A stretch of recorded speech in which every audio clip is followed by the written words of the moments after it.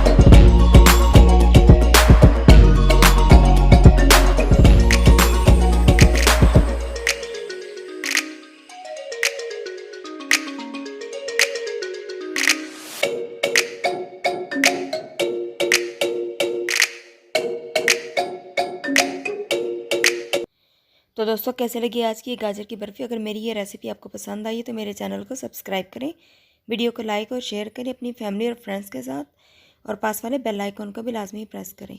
अगली वीडियो तक के लिए आपसे इजाज़त चाहूँगी। मिलते हैं किसी और नई अच्छी रेसिपी के साथ। दुआओं में बहुत याद रखिएगा। तब तक के लिए अल्लाह हाफ़िज़।